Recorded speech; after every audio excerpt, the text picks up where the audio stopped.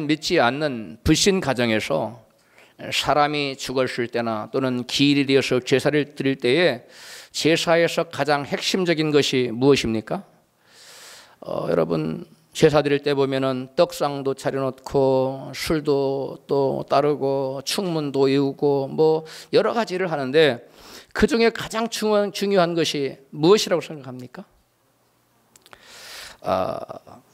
향을 피우는 것이, 분향하는 것이 제사에서 가장 나중에 하는 것이고 가장 중요한 것입니다. 그래서 여러분 사람이 죽었을 때 문상 가면, 문상 가서 보면 떡상도 없고 뭐 다른 건 없어도 뭐는 차려져 있어요?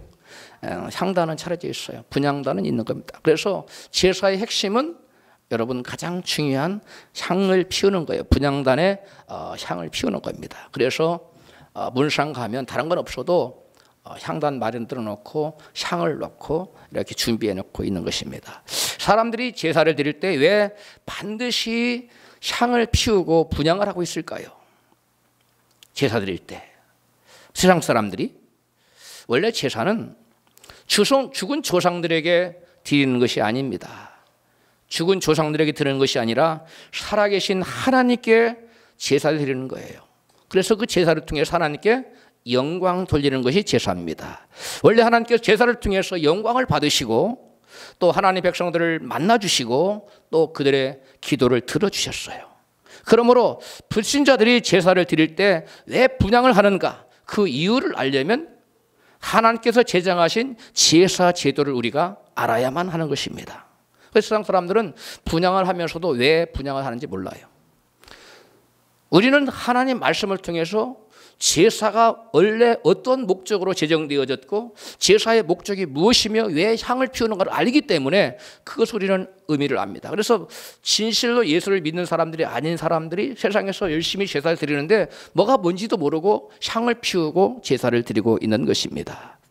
여러분 원래 제사는 아무렇게나 드리는 것이 아니라 하나님께서 정하신 법도를 따라서 드리도록 하셨습니다. 제사는 하나님께서 세우신 제사장이 하나님께서 임재해 계시는 성막에 가서, 특히 성소와 지성소에 들어가서 하나님이 정하신 절차를 따라서 드리도록 되어 있습니다. 먼저 제사장은 저기를 봐가면서 들으세요. 제사장은 성막에 들어갑니다. 성막에 들어가서 번제단에서 제물을 잡아서 불에 태우고 피를 뿌리고 제물을 불살랐습니다. 그리고 그 번제단에 그 짐승을 잡았는데 그걸 희생양이라고 그래요. 그 희생양은 무엇을 상징합니까? 바로 아무런 죄 없이 죄인의 죄를 대속해 주고 간 짐승처럼 아무런 죄가 없는 예수님이 바로 저와 여러분의 죄를 지고 가신 우리 주 예수 그리스도의 희생을 의미합니다. 그래서 저 번제단은 십자가를 그려놨는데 바로 우리 주 예수 그리스도의 십자가 위에서 희생을 의미하는 것입니다. 할렐루야. 그 다음에 두 번째로 제사장은 물두멍 앞으로 가서 손을 씻습니다. 우리가 십자가에 달리신 예수를 만나고 예수를 내 구주로 모시고 예수를 믿는다 할지라도, 그래서 죄사함을 받았다 할지라도 우리가 일상의 삶 속에서 살다 보면 우리가 뭘 지을 수 있어요? 죄를 지을 수 있어요. 일상에 살다 보면 발에 때가 묻듯이 우리가 죄사함 받고 예수를 믿어서 죄사함 받은 사람이라 할지라도 여러분 일상의 삶을 살면서 죄를 지을 수 있다는 것입니다. 그럴 때 여러분 매일같이 우리는 나아가서 물두멍에 물을 씻고 하나님 앞에 나아가야만 된다는 것입니다. 즉 하나님 앞에 나아가는 자는 먼저 예수 십자가에 달리신 누구를 만나야 됩니까? 예수 그리스도를 만나야 돼요. 그리고 매일같이 죄를 씻고 회개를 해야 돼요. 그리고 나서 하나님 임재해 계시는 성소에 그리고 지성소에 들어가서 하나님을 예배할 수가 있다는 것입니다. 여러분 이제 성막에 들어갔습니다. 성막이라 회막이죠. 특히 펜스로 사방에 쳐져 있는 건 성막에, 이제 회막에 들어간 첫 번째가 바로 성소예요. 성소인데 성소에 들어가면 제사장이 먼저 하는 일이 뭐냐면 좌측에, 즉 북쪽이죠. 북쪽에 7 금초대가 있는데 금초대에 가서 뭘 밝혀요? 불을 밝힙니다. 그 다음에 또 아래쪽에 반대쪽에 남쪽이죠. 남쪽에 떡상, 이 떡상을 갈아내야 이렇게 물려내고 그 전날 올렸던 떡상을 물려내고 그 다음에 또 새로 떡상에 떡을 갈아서 올립니다. 그래서 여러분 저것은 무엇을 의미하느냐면 여러분 금초 때 불을 밝힌다는 것은 저와 여러분들이 하나님을 예배할 때 우리가 여러분 성령의 조명을 받지 않고는 저 금초 때 불을 밝히는 것은 성령의 불을 저와 여러분 심령에 밝히는 거예요. 할렐루야. 여러분 저 성소와 지성소 우리의 심령이라고 생각할 수 있습니다. 우리의 심령이 깜깜한데 여러분 무엇을 할 수 있겠어요? 빛이 임해야 돼요. 그래서 심령의 불을 밝히는 게 바로 제사장이 들어가서 제일 먼저 좌측에 뭘 밝힌다고요? 성령의 일곱 금초대, 성령의 일곱 금초대 불을 밝히고 그 다음에 나서 성령의 조명을 받아서 환하게 어디가 떡상 있고 어디가 분향된 것을 알 수 있잖아요. 그 불빛을 따라서 보고서 떡상에 있는 가서 떡을 내려내요. 물려내요. 그 전에 올려놨던 떡을 물려내고 그 다음에 새로운 떡을 올립니다. 그리고 그 떡상의 떡을 그 전날에 물려낸 떡을 먹어야 돼요. 그러니까 매일같이 하나님의 강단에서 내려오는 말씀의 떡을 우리는 뭐 해야 된다고요? 매일같이 먹어야만 살 수 있다는 거예요. 그런데 저 떡상의 높이가 얼마만큼 높냐면 이 눈높이, 입 높이만큼 높은 게 아니라 70cm. 그러니까 우리 앉은 키보다도 더 낮은 거죠. 그 낮기 때문에 떡을 먹으려면 자세를 어떻게 해야 되죠? 머리를 꼿꼿이 들고 떡을 먹을 수 있습니까? 아닙니다. 겸손하게 무릎을 꿇고 떡상의 떡을 먹어야 돼요. 하나님 말씀을 받을 때는 여러분 교만한 마음으로는 받을 수 있다 없다? 받을 수 없다는 겸손한 마음으로 사모하는 마음으로 자세를 낮추고 은혜를 사모하는 마음으로 주님 앞에 나아갈 때 말씀의 떡을 먹을 수가 있게 된다는 것입니다. 그 다음에 여러분 나아가는 것이 여러분 마지막으로 제사장이 하는 일이 뭐냐면 분향단에 가서 뭐 하는 거예요? 향을 피우는 겁니다. 향을 사르는 일이에요. 오늘 본문 출애굽기 30장 1절에 나와 있습니다. 같이 읽습니다. 시작. 너는 분향할 단을 만들지니 곧 조각목으로 만들되 장이 1규빗 광이 1규빗으로 하고 고는 2규빗으로 하며 그 단을 증거궤 위에 속죄소 맞은편 곧 증거궤 앞에 있는 장 밖에 두라. 그 속죄소는 내가 너와 만날 곳이며 아론이 아침마다 그 단 위에 향기로운 향을 사르되 등불을 정리할 때 살을 찌며 또 저녁 때 등불을 켤 때 살을 찌니 이 향은 너희가 대대로 여호와 앞에 끊지 못할지며. 아멘. 저기 휘장 앞에 지성소 들어가기 전에 바로 휘장 앞에 분향단을 하나님 만들어 놓으라고 그랬어요. 저는 그 사각으로 50cm예요 저게. 그런데 높이는 1m예요. 근데 저 분향단에 향을 피우는데 언제 피우라고 그랬습니까? 분향단을 왜 만들려고 그랬어요? 향을 피우라고. 아까 세상 사람들도 제사 드릴 때 마지막에 하는 게 뭐라고요? 향 피우는 거. 하나님께 드리는 것을 본떠서 마귀가 자기 영광 돌리려고 한 거예요. 그래서 저 향을 제사장들이 하는 가장 그러면 그 성소 안에 들어가서 가장 중요한 일은 뭡니까? 예, 가장 마지막에 하는 거. 가장 마지막에 분향단에 나가서 향을 피워요. 그래서 이 제사장들은 저기 들어가서 매일 들어가서 향을 피우는데 그 향단의 향을 언제 피우라 했어요? 아침만 피우라 했어요? 저녁만 피우라 했어요? 아침 저녁으로 계속 아침 저녁으로 향을 피우라 했어요. 그래서 분향단의 향을 피우는 것은 뭐냐면 하나님께 영광을 돌리고 그 다음에 또 기도를 통해서 하나님과 뭐예요? 백성들의 죄를 고하고 백성들의 소원을 아뢰며 하나님과 뭐 하는 겁니까? 사랑으로 교제하는 것이 바로 분향단에 나가서 여러분 분향하는 것입니다. 그러니까 우리가 성소에 나가서 제사를 드릴 때 먼저 뭘 받아야 됩니까? 뭘 받아야 돼요? 성령의 조명을 받아야 돼요. 그 다음에 떡상에 떡을 먹고 말씀을 먹고 힘을 얻어서 궁극적으로 하는 건 뭐냐면 하나님께 나가서 하나님과 사랑의 교제를 하는 거예요. 이것이 우리의 신앙의 여러분 가장 궁극적인 거예요. 그래서 하나님이 저와 여러분을 부르신 것은 우리를 불러서 하나님께 나와서 하나님과 뭐 하라고? 사랑의 교제를 하라고. 이것이 우리의 믿는 자를 부르신 목적입니다. 그래서 여러분 예수를 믿는데 하나님께 나아가기를 싫어하거나 기도를 싫어하는 것은 이것은 정상적인 믿음이라고 볼 수가 없는 것입니다. 구약시대 이방인들은 성막에 들어갈 수 없었어요. 즉 성막들 안에도 들어갈 수 없었어요. 그리고 이스라엘 백성들만 저 성막들 안에 들어갈 수가 있었습니다. 그런데 이스라엘 백성들일지라도 평민은 제 번제단과 물두멍에서 제사를 같이 제사장과 같이 드릴 수 있었어요. 그러나 어디까지는 들어갈 수 없습니까? 성소 안으로는 들어갈 수가 없었어요. 만약 회막안 성수 안에는 제사장만 들어갈 수 있었고 그 다음에 지성소는 대제사장만 1년에 한 차례씩만 들어갈 수 있었습니다. 그 제사장의 성소에서 최종적으로 하는 일은 분향단에서 아까 뭐 하는 것이라고 했어요? 향을 피우는 거. 오늘날로 말하면 뭐 하는 거예요? 하나님께 기도하고 하나님과 뭐 하는 거예요? 사랑으로 교제하는 것이었습니다. 제사장은 여러분 궁극적으로 제사장이 하는 일은 영광 돌리고 예배하고 그 다음에 소원을 아뢰고 또 하나님께 하나님과 교제를 나누는 그것이 여러분 제사장이 하는 가장 궁극적인 것이었어요. 그런데 마귀는 마땅히 하나님께 드려야 될 제사를 우상에게 드리도록 사람들을 속였습니다. 유혹했습니다. 죄에 빠진 사람들은 마귀의 관계에 속아 넘어가서 마땅히 하나님께 드려야 될 제사를 그리고 하나님께만 향을 피워서 영광을 드리고 또 하나님과만 교제하고 하나님께만 소원을 아뢰야 되는 그것을 마치 마귀가 들어줄 수 있는 것처럼 마귀에게 가서 제사 드리고 마귀에게 향을 피우고 마귀하고 교제하고 마귀하고 여러분 하나가 되는 마귀에게 영광 돌리는 그러한 제사를 바로 불신 세상 사람들이 드리고 있다는 것입니다. 여러분 그래서 이 원래 하나님께 드릴 제사를 누가 마귀가 하나님께 드리지 못하게 하고 누구에게? 마귀에게 드리도록 여러분 속여서 빼앗아간 겁니다. 여러분 하나님의 영광을 마귀가 뭐 한 거예요? 가르친 겁니다. 하나님을 섬기도록 하나님께서 제정하신 제사 제도를 귀신이 우상을 섬기도록 바꾸어버린 것이 세상 사람들이는 바로 제사라는 것입니다. 우리 하나님께서는 가장 싫어하시는 것이 뭐냐?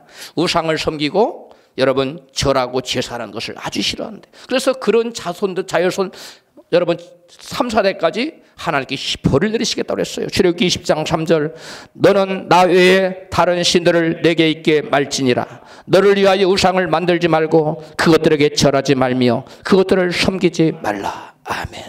여러분 오늘날 세상 사람들이 죽은 조상에게 제사 드리는 것이 여러분 다른 신을 자기에게 둔 거예요. 조상신에게 제사하는 건 단지 제사 드리는 것이 끝나는 것이 뭘 두고 있다고요? 다른 신을 두고 있고 다른 신에게 우상을 섬기고 있고 또 다른 신에게 절하는 것입니다.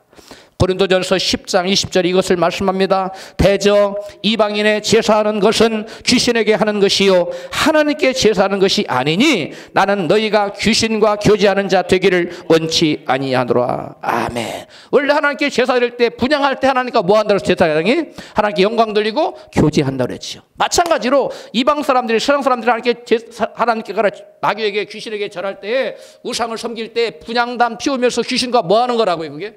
교제하는 거예요. 그래 귀신이여 내가 당신을 사랑합니다 하고 귀신과 사랑의 교제를 하는 것이 여러분 제사 드리는 것이. 그러므로 여러분 제사 드리는 데는 여러분 얼씬도 하지 마세요. 할렐루야. 여러분 악은 뭐라고 그랬어요? 그 모양이라도 여러분 버리라고 그랬어요. 귀신과 여러분 교제하면 귀신의 온갖 더러운 것과 귀신의 온갖 저주가 여러분 우리에게 여러분 따라오는 것이기 때문에 우리는 귀신과 교제하는 자가 되지 않기를 주로 축복합니다. 여러분 그렇다면 오늘날 우리 예수 믿는 사람들은 하나님께 분향을 해야 될까요? 말아야 될까요? 오늘날 우리는 하나님께 분향을 신약시대에 사는 우리들이 분향을 드려야 될까요? 말아야 될까요? 구약시대 때는 제사장들만 흠하게 들어가서 지성소 앞에 즉 성소의 마지막에 있는 분향단에 가서 향을 피워서 하나님께 영광 돌리고 여러분 향을 피웠죠. 분향을 했어요. 그런데 예수 그리스도께서 십자가를 달리실 때에 어떤 역사가 나타났느냐? 휘장이 쫙 찢어졌다고 성경은 말씀하고 있어요. 마태복음 27장 50절에요. 예수께서 다시 크게 소리 지르시고 영원히 떠나시다. 이에 성소 휘장이 위로부터 아래로 찢어져 둘이 되고 땅이 진동하며 바위가 터지고. 아멘. 예수님께서 죽으실 때에 휘장이 위아래로 둘로 쫙 찢어졌다는 것은 여러분 무엇을 의미합니까? 이제는 옛날에는 저 휘장이 여러분 찢어지지 않을 때는 누구만 들어갈 수 있었어요? 제사장만 들어갈 수 있었어요. 이제 휘장이 쫙 찢어져 버렸기 때문에 누구도 들어갈 수 있다. 이제 우리가 들어갈 수 있는데 원래 저기는 누가 들어가는 거기 때문에 제사장이 들어가기 때문에 저와 여러분 예수 믿는 모든 사람이 뭐가 됐다는 거예요? 제사장이 됐다는 거예요. 우리 모두가 뭐가 됐다고요? 제사, 하나님께 제사 드릴 수 있는 성소에 들어가서 분향단에 분향을 하고 또 시온소에 가서 법궤에 가서 시온소에 하나님과 교제하는 그런 자리에 들어갈 수 있는 그런 길이 열렸다는 거예요. 히브리서 10장 19절 이것을 우리에게 말씀합니다. 형제들아 우리가 예수의 피를 힘입어 성소에 들어갈 담력을 얻었나니 그 길은 우리를 위하여 휘장 가운데 열어놓으신 새롭고 산 길이요 휘장은 곧 저의 육체니라. 아멘. 예수님의 몸이 찢어짐으로 예수님의 상함을 받음으로 여러분 휘장이 예수님이 상한 것은 곧 휘장이 뭐한 거예요? 찢어진 것을 여러분 의미하는 것입니다. 휘장이 찢어져 신자는 누구나 지성소로 들어갈 수 있게 되었다는 것은 신자가 곧 뭐가 되었다는 거예요? 제사장이 되었다는 거예요. 베드로전서 2장 9절은 이것을 말씀합니다. 오직 너희는 택하신 족속이요 왕같은 제사장들이요 거룩한 나라요 그의 소유된 백성이니 이는 너희를 어두운 데서 불러내어 그의 기이한 빛에 들어가게 하신 자의 아름다운 덕을 선전하게 하려 하심이라. 아멘. 그렇다면 오늘날 예수 믿어 제사장 된 저와 여러분들은 분향단에 나아가서 향을 살라야 될까요? 말아야 될까요? 사도 요한은 이것을 우리에게 답을 제공해 주고 있어요. 사도 요한이 하늘나라로 올라갔는데 사도 요한이 몸 안에 있었는지 몸 밖에 있었는지 모르지만 차오지간 올라갔어요. 사도 요한이 영으로 갔는지 육체까지 갔는지 모르죠. 하늘로 올라가 봤더니 어떤 현상을 사도 요한이 보았느냐. 계시록 5장 8절이에요. 오늘 본문이죠. 시작. 책을 취하심에 네 생물과 24 장로들이 어린 양 앞에 엎드려 각각 검은 고와 향이 가득한 금 대접을 가졌으니 이 향은 성도의 기도드리라. 아멘. 요한이 봤더니 천사들이 그 향을 가지고 향이 가득한 금대접을 천사들이 가지고 있다는 걸 보고 있었어요. 그런데 계시록 5장에서는 뭐라고 그랬느냐. 성도들의 향을 기도라고 말했는데 계시록 8장에서는 향과 성도들의 기도를 구분해서 말하고 있어요. 8장 3절 또 다른 천사가 와서 제단 곁에 서서 그 향로를 가지고 많은 향을 받았으니 이는 모든 성도의 기도들과 합하여 보좌 앞 금단에 드리고자 함이라. 향연이 기도들의 성도의 기도와 함께 천사의 손으로부터 하나님 앞으로 올라가는지라. 아멘. 사도 요한은 천사들이 금향로에 담긴 향과 성도들의 기도를 뭐하여? 합해서 보좌 앞에 드리는 것을 보았어요. 이것은 무엇을 의미합니까? 요한이 본 것은 두 가지입니다. 하나는 구약시대의 성도들, 구약시대의 믿는 자들이 이스라엘 백성들이 금향로에 그 분향단에 향을 피운 그 향연을 담아가지고 올라가는 것을 보았고 또 신약시대의 성도들의 기도를 담아가지고 같이 합쳐서 가지고 올라가는 것을 보았다는 거예요. 여러분 그러면 지금 이 사도 요한은 무엇을 우리에게 가르치고 있는 것입니까? 구약시대의 백성들의 향은 신약시대의 성도들의 뭐다? 기도와 똑같은 거예요. 즉 우리가 오늘날 구약시대의 백성들은 하나님께 나가서 제사할 때에 향단 앞에 가서 분향단에 가서 분향함으로 하나님께 영광 돌렸는데 그리고 교제했는데 오늘 우리 성도들은 향을 피울 필요 없이 뭘 하면 기도하면 그것이 곧 하나님께 뭐가 된다? 향이 된다는 거예요. 그래서 그 하나님께 영광이 되고 하나님과 우리에게 교제가 되고 하나님께서는 그런 자의 기도를 들으시고 응답해 주시고 축복해 주신다는 것입니다. 할렐루야. 그렇다면 오늘날 우리는 구약시대 제사장처럼 여러분 꼭 향을 눈에 보이는 불을 피우는 향이 아니라 눈에 보이지 않는 향을 피워야 된다는 거예요. 그게 뭐라고요?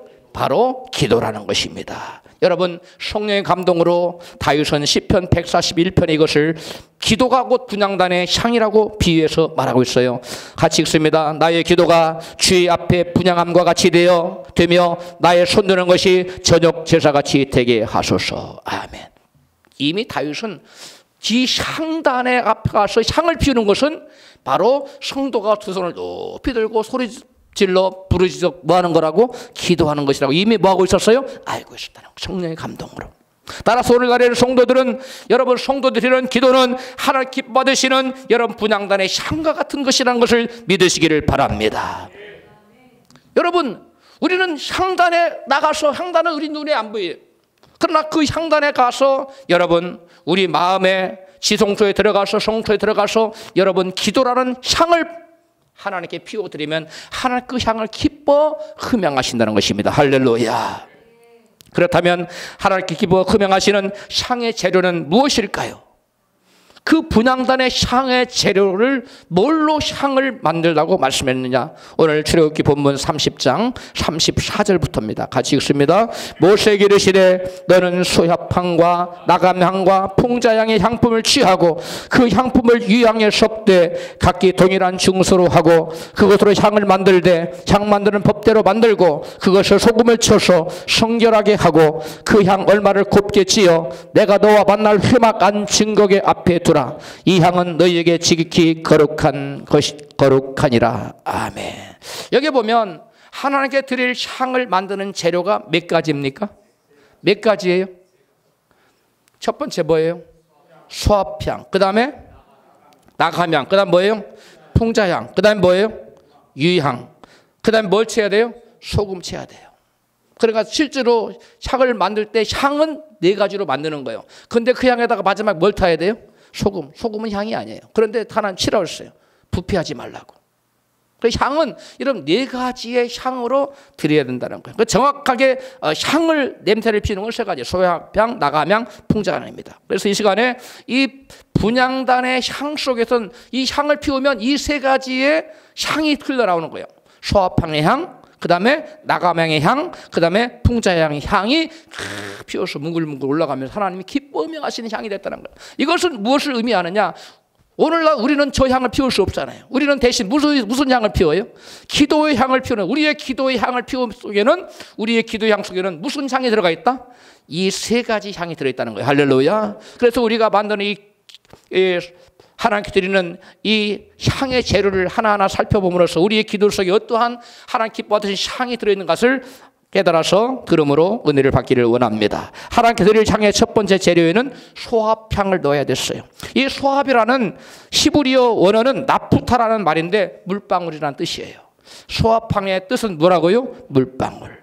여러분, 소합향은 모세의 지팡이 여러분 알죠? 이 모세의 지팡이라고 알려진 나무입니다. 그 모세의 지팡이라는 나무에서 상처를 내지 않아도 여러분 그 나무에서 방울방울 떨어지는 수액이 있었어요. 근데 그 수액을 이렇게 받아서 놓으면 그것이 향이었어요. 그게 바로 소합향이래요. 그 다음에 이 소합향에서는 아름다운 냄새가 났다는 거예요. 아주 향기로운 냄새가 났다는 거예요. 물방울 하면 여러분 소합향 하면 나프타라는 그 뜻이 뭐라고 했어요? 물방울. 여러분 물방울 하면 무엇이 생각납니까? 물방울. 여러분 어디에서 여러분 눈방울이 떨어지죠? 여러분 눈에서 눈물이 떨어져 눈물을 연상케 합니다. 눈물은 사람의 가장 마음 깊은 곳에서 나와 있는 진심의 표현입니다. 눈물이란 가슴속 깊이에 그 무엇이 가득 차서 더 이상 주체할 수 없을 때 밖으로 흘러 넘치는 것, 이것이 바로 사람의 흘리는 눈물인 것입니다. 감사의 눈물이든 회개의 눈물이든 가슴 깊숙이로부터 흘러나오는 기도는 하나님께서 뭐 하신다고요? 기뻐 흠명하시는 아름다운 소합향이 된다는 것입니다. 박윤선 박사는 이 소합향의 기도를 하나님을 간절히 사모하는 마음에 솟아나는 기도를 말한다, 비유한다, 이렇게 해석을 해놓고 있습니다. 시편 기자는 시편 62편 8절에 이 소합향의 기도를 이렇게 설명하고 있어요. 백성들아 스스로 저를 의지하며 그 앞에 마음을 토하라. 하나님은 우리의 피난처시로다. 하나님의 마음의 중심을 토하는 기도, 이것이 바로 소합향의 기도라는 것입니다. 우리의 기도의 속에는 소합향이 들어있어서 우리의 중심을 토할 수 있게 된다는 것이에요.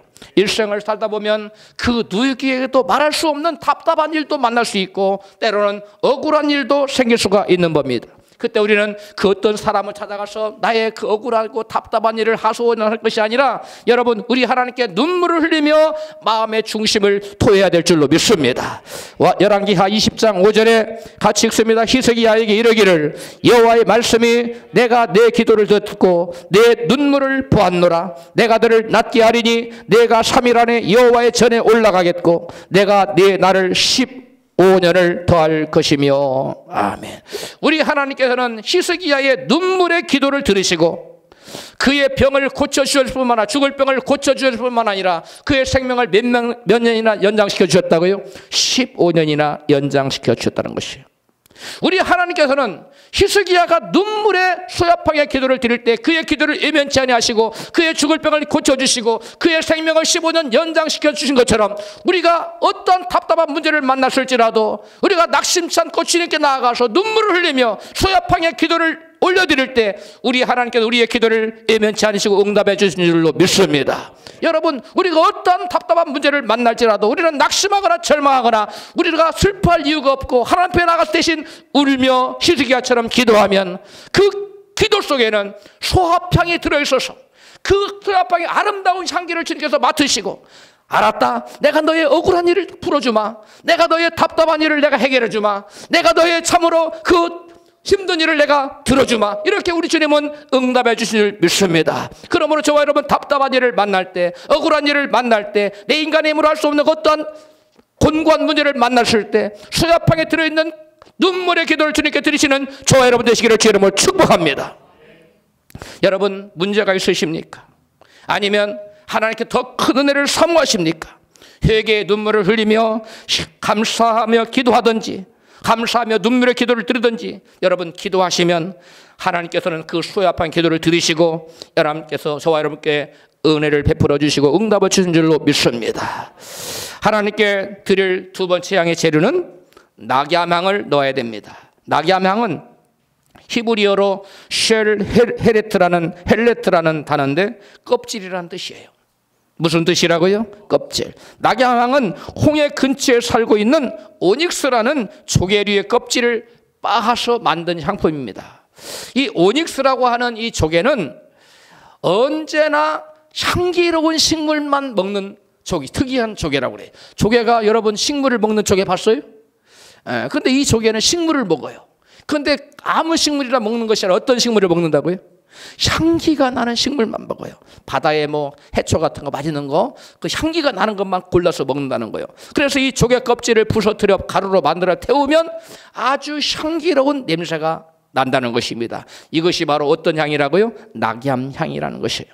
조개 껍질을 가루로 만들어 불태우는 낙얌향이 들어있는 기도는 영적으로 무슨 의미를 지니고 있을까요?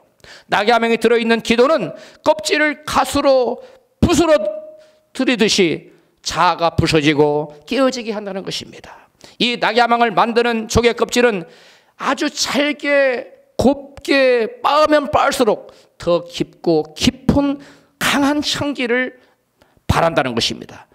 이것은 우리가 기도하고 또 기도하면 할수록 내 안에 낙야명이 들어있어서 나 자신을, 여러분 육적인 자아를 부서뜨리고 나의 인격이 고매해지는, 그래 신앙 인격이 아름다워지는 향기를 바라게 된다는 것입니다. 우리의 기도는 조개 껍질과 같이 단단한 우리 자신의 옛 성품의 자아와 육신의 정욕을 부서뜨리는 그러한 역할을 하는 것입니다. 우리가 기도할 때 우리 기도 속에는 낙야명이 들어있어서 나의 육적인 가식과 유선의 두껍고 딱딱한 것을 부서뜨리는 빻아내는 그러한 역할을 하는 것입니다. 우리의 기도 속에는 낙야망이 들어있어서 교만과 강팍함이 껍질이 빠지고 겸손과 온유의 예수의 향기가 여러분 흘러난다는 것입니다. 예수님께서도 겟세마네 동산의 기도 속에서 낙야향의 향이 배어나왔습니다. 그 낙야향의 향은 희생의 십자가를 지고 싶지 않은 예수님이 자신의 생각을 부서뜨리고 하나님의 뜻에 복종시키도록 만들었습니다. 예수님도 처음에는 당신의 생각이, 여러분 그 십자가의 쓴 잔을 마시고 싶지 않았습니다.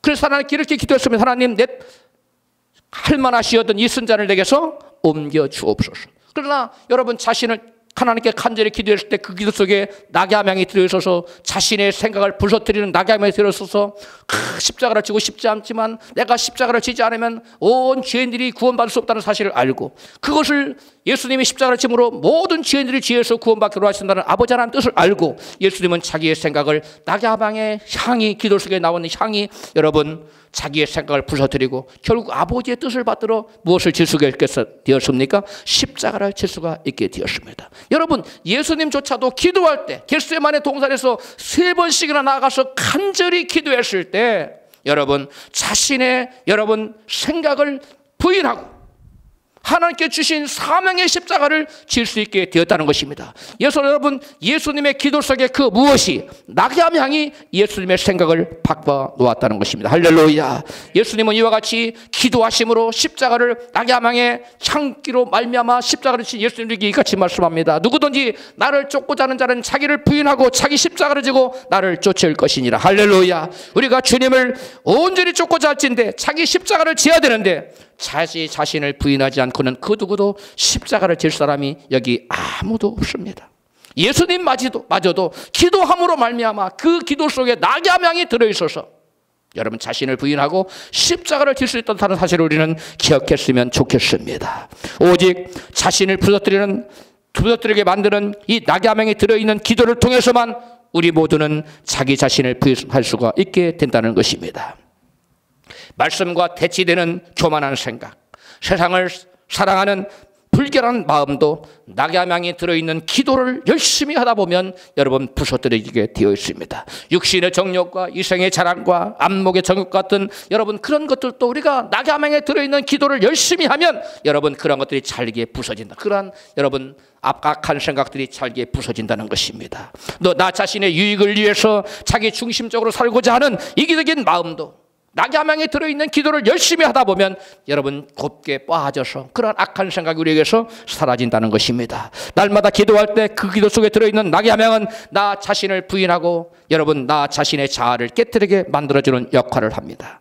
그러므로 우리가 기도할 때 그 기도가 여러분 낙엽향의 아름다운 향기로 하나님께 아름답게 상달된다는 것입니다. 여러분 그러므로 우리가 매일같이 기도하는 사람은 열심히 하나님께 나와서 여러분 향단에 아침 저녁으로 불을 피워서 제사장들이 제사를 드리듯이 오늘날 만민 제사장 된 저와 여러분들이 하나님 앞에 나와서 아침 저녁으로 조속으로 하나님께 기도하면 그 기도 속에는 내가 알지도 못하는 뭐가 들어있어서 낙엽향이 들어있어서 여러분 이생의 자랑, 육신의 정욕, 안목의 정욕 같은 자기 중심적인 이기적인 신앙 같은 그런 모든 하나님 보시기 아름답지 못한 모든 것들을 깨트리는 그러한 여러분 아름다운 놀라운 역사가 나타난다는 것입니다. 할렐루야. 그래서 저와 여러분의 신앙이 하나님께서 보시기에 아름다운 신앙,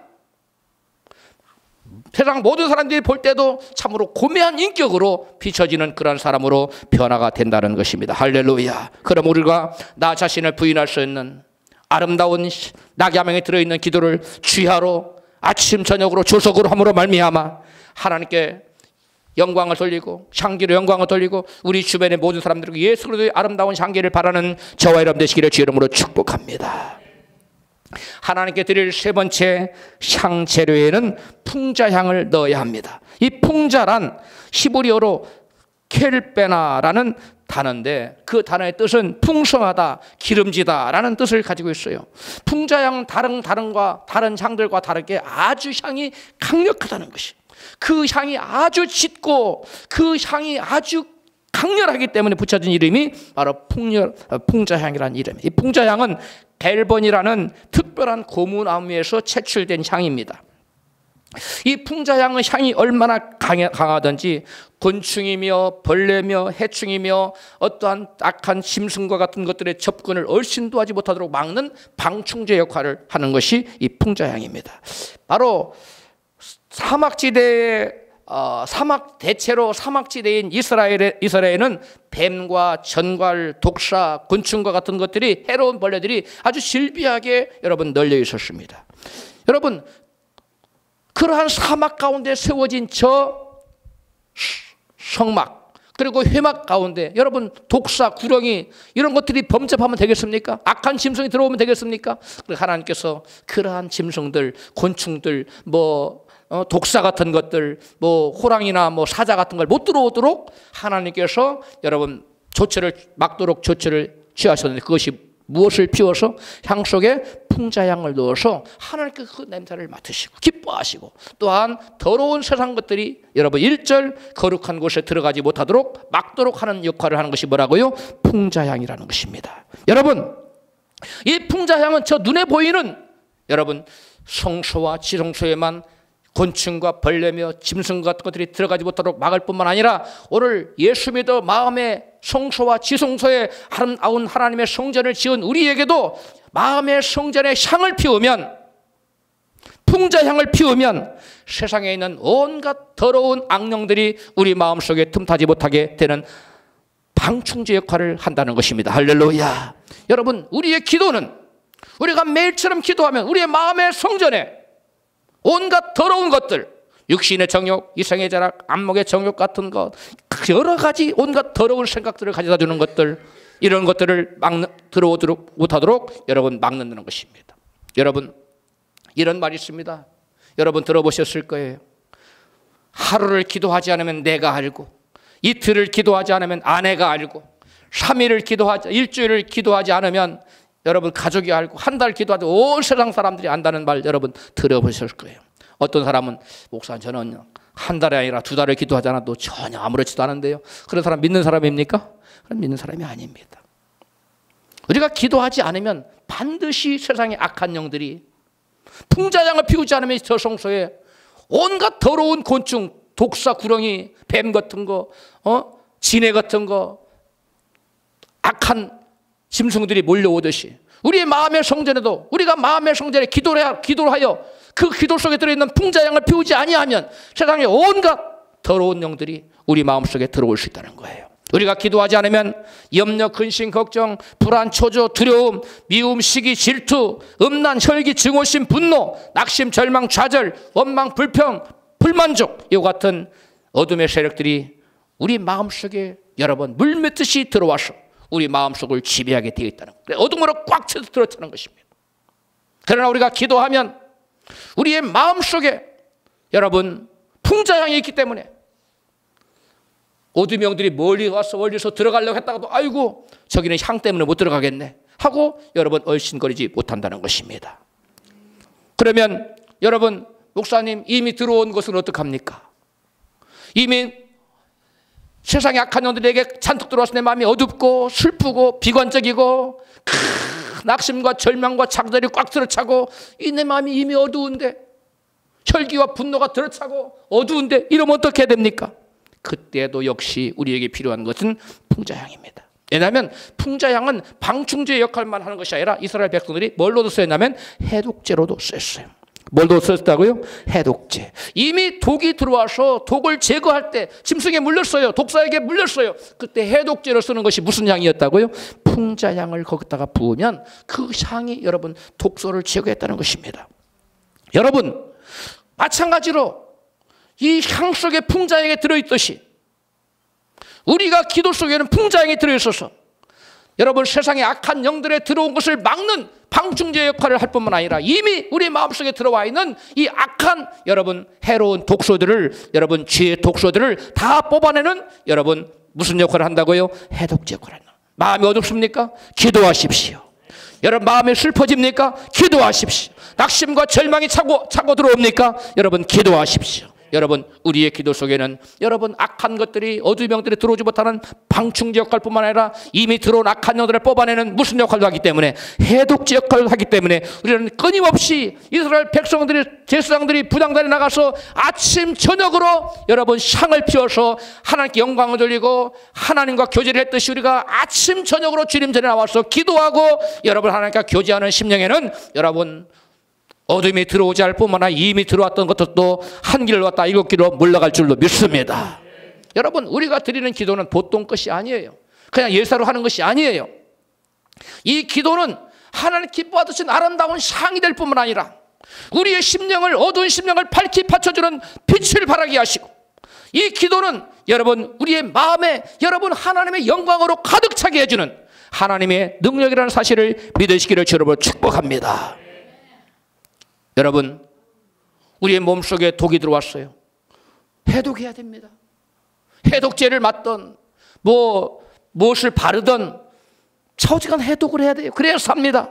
마찬가지로 여러분 우리의 심령에도 독이 들어오면 우리의 심령에도 동일하게 독을 제거하는 해독을 해야만 하는 것입니다. 할렐루야. 여러분 우리의 심령에 여러분 육신의 독은 해독제를 맞으면 됩니다. 어떠한 여러분 약품을 발라 해독하는 약을 바르면 돼요. 그러나 우리의 마음에 들어온 여러분 죄의 독소는 세상 것으로는 해결할 길이 없습니다. 오직 한 가지 방법이 있을 뿐입니다. 그것이 무엇입니까? 풍자향이 들어있는 기도를 드리는 것입니다. 할렐루야. 우리가 열심으로 기도할 때 어둠의 영들이 우리를 범죄받지 못하고 틈타지 못합니다. 이미 들어와서 내 마음을 슬프게 하고 좌절되게 하고, 여러분 너무나 세상을 사랑하는 마음으로 달려가는 그러한 마음 같은 것들, 이기적이고 자기 중심으로 살게 하는 그런 하나님 기뻐하지 못하는 마음들, 음란한 생각들, 이 온갖 더러운 것들, 이런 것들을 다 이런 뽑아내는 것도, 해독작용을 하는 것도 우리의 유일한 방법이 뭐라고요? 기도예요. 그 기도 속에 뭐가 들어있기 때문에? 풍자향이 들어있기 때문에 그렇습니다. 할렐루야. 옷이 더러워지면 빨래를 해야 하듯이 우리의 영혼도 더러워지면 여러분 씻어내야만 한 것입니다. 여러분 우리가 세상에 죄를 지으면 우리는 마귀에게 우리 자신을, 우리를 공격할 수 있는 빌미를 제공하는 것입니다. 그리고 악한 마귀는 우리에게 쳐들어와서 여러분 우리가 상상치도 못하는 온갖 재앙과 문제를 일으켜서 우리를 공격하기 시작합니다. 그 악한 영을 해독하지 않고 씻어내지 않으면 이것들은 떼거지로 몰려와서 떼공격을 하는 것입니다. 그때 우리에게는 정말 엄청난 고통이 수반되는 것입니다. 여러분 우리 육신에도 독이 들어오면 뭘 느끼지요? 고통을 느낍니다. 마찬가지로 우리의 영혼에 죄의 독소가 들어오면 우리 마음에 괴롭고 여러분 고통이 오는 것입니다. 마음만 고통스러운 것이 아니라 여러분 주변 삶의 환경이 고통스러워지는 것입니다. 가정에 여러분 불화가 닥쳐오고 우환이 닥쳐오고 자녀들이 문제를 일으키고 사업은 뒤집어지고 여러 가지 문제를 일으키는 것은 우리가 죄를 지어서 우리의 심령과 가정과 우리의 모든 삶의 환경에 죄의 독소들이 가득 찼기 때문에, 죄의 독소가 들어차면 마귀는 그 죄의 독소를 머금고 있는 사람에게 여러분 떼공격을 해서 그 사람을 결국 도적질하고 죽이고 멸망시키는 것입니다. 그러므로 저와 여러분들은 우리 마음속에 죄의 독소가 들어왔을 때 여러분 조그마한 것이 들어왔을 때부터 해결해야만 될 줄로 믿습니다. 그것이 가득 찰 때까지, 문제가 커질 때까지 방치해 두었다가 그때서 해결하려면 그때는 너무 힘듭니다. 악순환이라는 말을 여러분 들어보셨을 거예요. 계속 악은 악을 불러들입니다. 재앙은 계속 더 큰 재앙을 불러들입니다.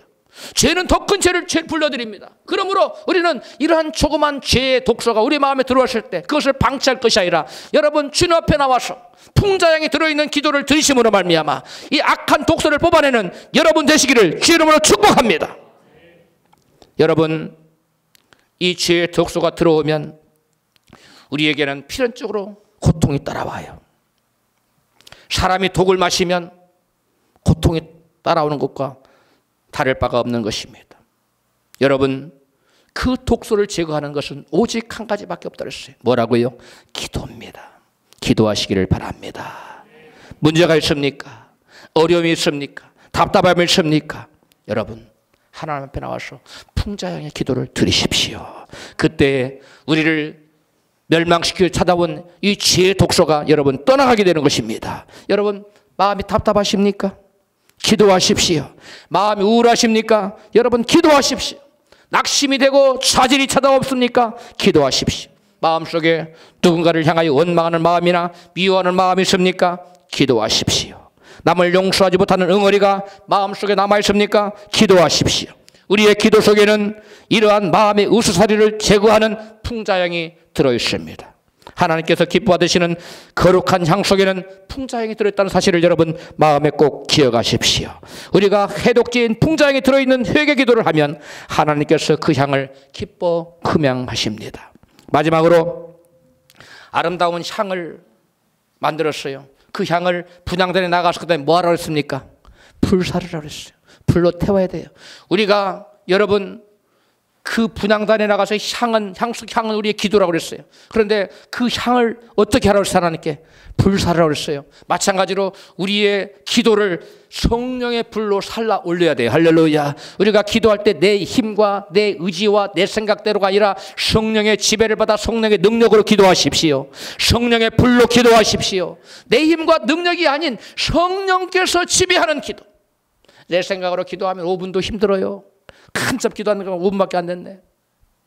한참 기도 또 5분밖에 안 됐네. 이건 내 힘으로 하는 기도예요. 그러나 여러분 하나님께서 받으시는 분향단의 향은 불로 살라야 되는데 아무 불이나 사르는 것이 아니라 하나님께서 지시하는 불, 그 불은 어떤 불이냐? 따라서 합시다. 성령의 불. 성령의 불. 성령의 불로 우리의 기도를 살라 올려야 돼요. 성령의 불로 우리의 기도를 살라 올릴 때 하나님 그 기도를 기뻐받는다는 사실을 여러분 믿으시기를 바랍니다. 하나님께 기뻐받으시는 수화평과 나감향과 풍자향에 들어있는 이 기도를 성령의 인도함을 따라 성령의 불로 태워서 하나님께 드리는 기도를 드리심으로 승리하는 저와 여러분 되시기를 주의 이름으로 축복합니다. 말씀부터